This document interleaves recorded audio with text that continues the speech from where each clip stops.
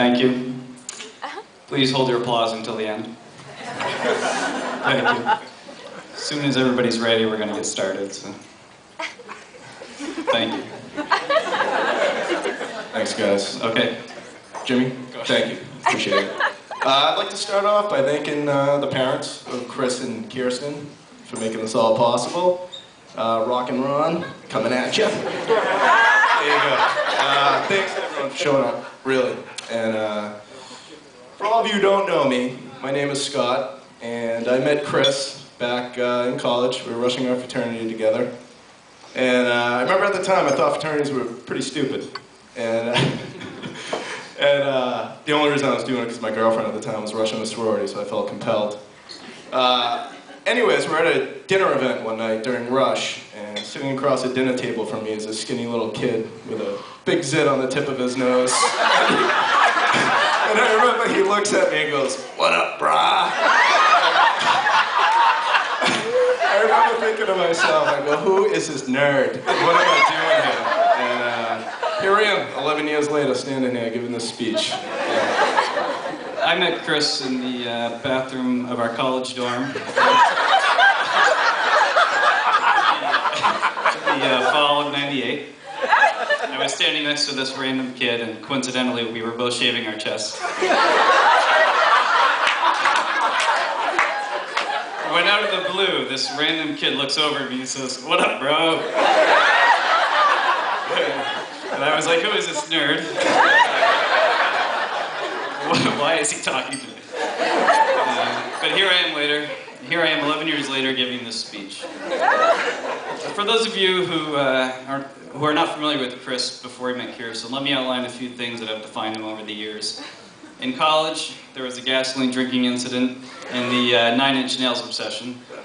And there has always been his passion for everything zombies, vampires, Jean-Claude Van Damme, and cult slasher flicks. Knowing Chris then, and knowing him since he has met Kirsten, we now see a whole new side of Chris that we've never seen before. A side that he has kept hidden quite well, I might add. This side of Chris, if you don't know, enjoys romantic walks on the beach in Portsmouth, pumpkin picking on beautiful autumn weekends. He has this newfound fondness of kittens, and everything domestic since buying a house.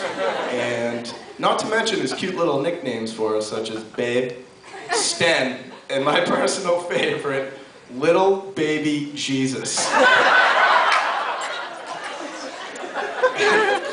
I'd like to share the story of how Chris and Kirsten met. It all began at a bagel shop in Portsmouth that Chris has managed for many years. At the time that Chris hired Kirsten, his hiring philosophy was, and I quote, "I only hire hot UNH girls who want to rock."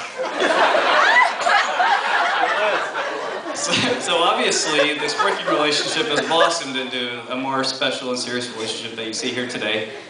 And as a result, Chris's hiring philosophy is, and I quote, "I only hire hot UNH girls."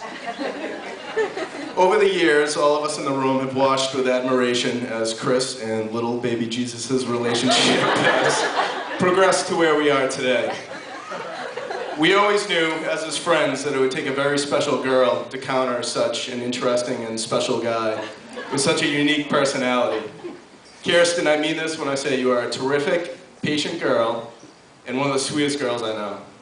You have shown a very high tolerance for our stupidity, and specifically that guy over there.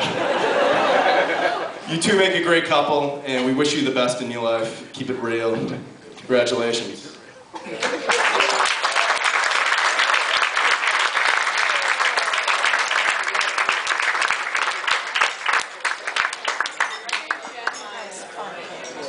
Before we sit down to dinner, we're going to have a blessing by Uncle